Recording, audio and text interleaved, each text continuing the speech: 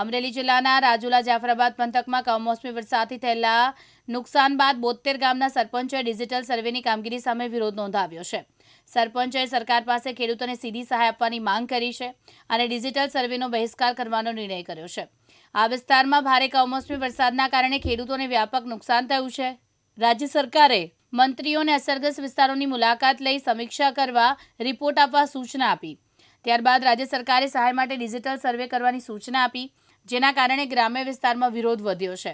રાજુલા તાલુકા સરપંચ એસોસિએશનની team એકત્રિત થઈ અને 72 ગામના સરપંચોએ ડિજિટલ સર્વેની કામગીરી ન થવા દેવાનો સર્વસંમતિથી નિર્ણય કર્યો છે। બધા સરપંચો આજે ભેગા થયો છો, શું માંગ છે?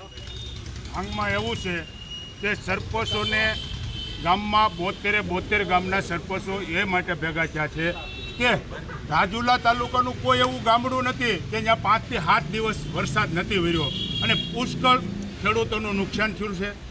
તમામ વસ્તુમાં નુકસાન થયું છે।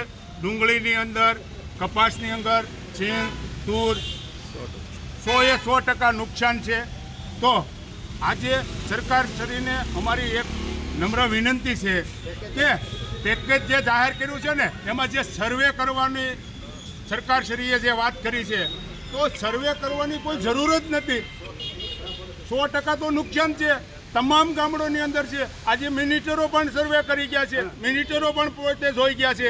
તો આનું મહત્વ એવું છે કે ગામડાની અંદર કોઈ પણ ગામમાં સરપંચ હોય છે તો સરપંચની પણ જવાબદારી હોય છે। તો સરપંચની જવાબદારીમાં એવું બને છે કે 7 દિવસની અંદર સર્વે કરવામાં આવે છે તો કોઈ સંજોગે કોઈ ગામની અંદર, મોટા ગામની અંદર 5 ખેડૂત 12 ગામ ગયા હોય અને કાલે કરશું, પરમ દિવસ કરશું એમ કરતાં મગજમાંથી નીકળી ગયો અને એ 5 ખેડૂત વંચિત રહી જાય કે સહાય વગરના રહી જાય તો ગામના સરપંચની માથે પાયરો ટોપલો ઢોળાય છે।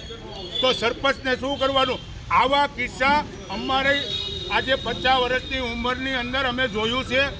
તોકતેના વાવાઝોડાની અંદર કયેક સરપંચોને એનો સામનો કરવો પડ્યો છે। આખરે શું માંગ છે તમારી?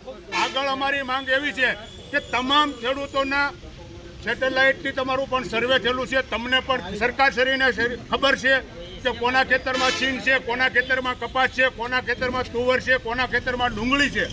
સેટેલાઇટથી સર્વે થયેલું જ છે। સરકારશ્રી પાસે બધા ગામના સરપંચોના ડેટા છે। બધા ખેડૂતોની યાદી પણ બધી વસ્તુની જરૂર છે। નુકસાનીની કોઈ સર્વે કરવાની કોઈ જરૂર નથી। જેની ફૂલની તો ફૂલની પાકડી જે સરકારશ્રીને યોગ્ય લાગે એ ખેડૂતોને બધાને 72 ગામના ખેડૂતોને તમામને એનો લાભ મળે અને એની નુકસાનીનો એને ફૂલની તો ફૂલની પાકડી આપે એવી અમારી માંગ છે। જય હિન્દ, જય ભારત। આજે 72 ગામના સરપંચો એકઠા થયા છો, શું બાબત છે, શું કહેશો? આજે જે આ કમોસમી વરસાદ પડ્યો છે એનાથી ખેડૂતોને ખૂબ મોટા પ્રમાણમાં નુકસાની થઈ છે। તો સરપંચોની એક જવાબદારી હોય છે જનપ્રતિનિધિ તરીકેની, ગામ લોકોના ખેડૂતોને પ્રશ્નોને વાસા આપવાની। તો આજે પ્રશ્નો અમારો એવો છે કે આ સરકાર દ્વારા આજે પરિપત્ર કરવામાં આવ્યો છે કે ડિજિટલ સર્વે કરી અને ખેડૂતોને સહાય ચૂકવવામાં આવે।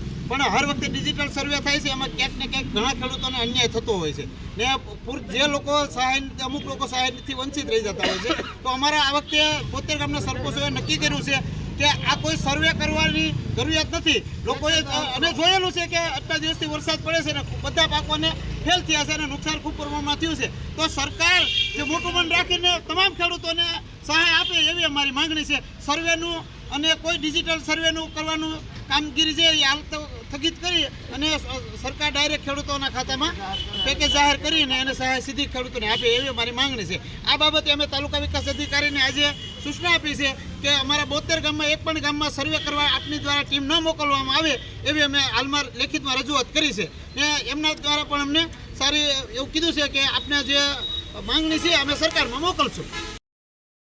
ડીડી વરુ, દિવ્યાંગ ન્યૂઝ, જાફરાબાદ, અમરેલી।